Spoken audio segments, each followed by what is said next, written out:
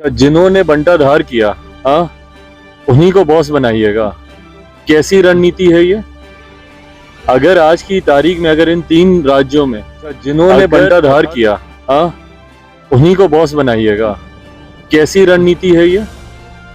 अगर आज की तारीख में अगर इन 3 राज्यों में अगर तथाकथित इंडी अलायंस का या विपक्षी दलों के गठबंधन का सबसे ज्यादा नुकसान हुआ तो किस कारण से हुआ? मुख्यमंत्री नीतीश कुमार जी के बयानों से ही हुआ ना। और इनके बयानों पर जो बाकी दलों ने खामोशी रखी, क्या इन्होंने महिलाओं का अपमान नहीं किया? बिहार की विधानसभा में खड़े होकर जिस तरीके से अश्लील शब्दों का इस्तेमाल किया गया, उस पे जिस तरीके से तमाम गठबंधन दल के नेता खामोश रहते हैं, वो नुकसान का कारण बना। नुकसान का कारण बना अनुसूचित जाति से आने वाले वरिष्ठ नेताओं का अपमान करना, जिसमें खुद मेरे नेता, मेरे पिता आदरणीय रामविलास पासवान जी शामिल है। पूर्व मुख्यमंत्री जीतन राम मांझी जी, जो कि खुद दलित समाज से आते हैं, उनका अपमान, उनके लिए जिस तरीके से के अपशब्दों का इस्तेमाल बिहार की विधानसभा में ही किया, जिसका प्रमुखता से जिक्र भारत के प्रधानमंत्री आदरणीय नरेंद्र मोदी जी ने हर सभा में किया, उस पे जिस तरीके से तमाम इंडी अलायंस के नेता उसमें खामोश रह गए, जिस तरीके से सनातन धर्म को समाप्त करने की बात की जाती है, उस पे जिस तरीके से तमाम इस अलायंस के नेता खामोश रह गए, ये तमाम कारण जिम्मेदार बने हैं। तो जिसमें सबसे बड़ी जिम्मेदारी आप जा रहे हैं हर राज्य में, कांग्रेस के बड़े नेता बात कर रहे हैं जातीय जनगणना कराएंगे, जातीय जनगणना कराएंगे। उदाहरण क्या? बिहार की तर्ज पे। क्या बिहार में हम लोग जानते नहीं है किस तरीके से जातीय जनगणना हुई? बंद कमरे में टेबल पे बैठ के रिपोर्ट तैयार कर दी गई, किस तरीके से धांधली हुई है, कितनी जातियों को इसमें छोड़ा गया है, कमतर करके दिखाने का प्रयास किया गया है, ये हर कोई जानता है। इनके मुद्दे ही गलत थे और इनके ज्वलंत विषयों पर खामोश रह जाना, और खास तौर पर मुख्यमंत्री जी के, हमारे बिहार के मुख्यमंत्री जी ने जितने अपशब्दों का इस्तेमाल किया, उस पे इंडी गठबंधन के लोगों का खामोश रहना ही सबसे बड़ा कारण बना है विपक्ष की हार का। अब ऐसे में इन्हीं को जाकर एकदम आगे बैठा दें तो भैया जो बचा कुचा है वो भी सब समाप्त हो जाएगा।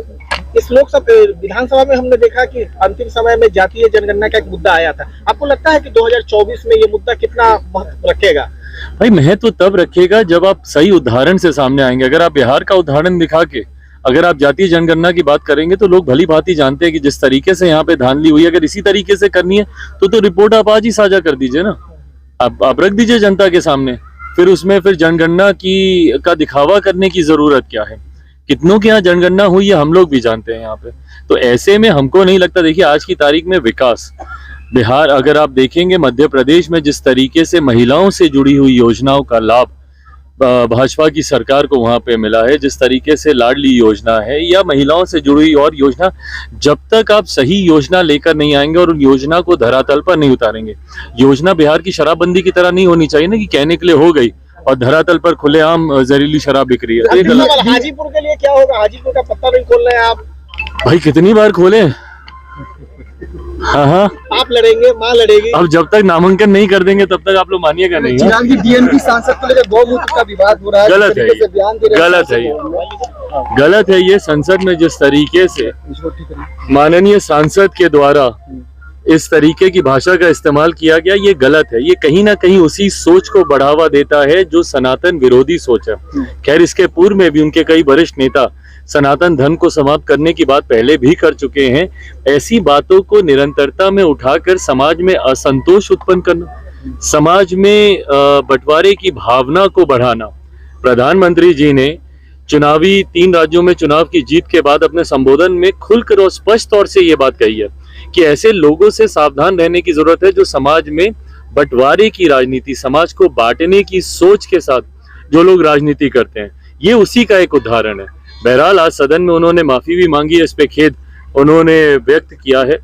मैं उम्मीद करता हूं कि भविष्य में कम से कम लोगों की भावनाओं के साथ खिलवाड़ करने वाले इस तरीके के बयान सामने नहीं है। सर हाजीपुर से चुनाव लड़े हैं क्या चिराग जी? भाई अभी तो हम बोले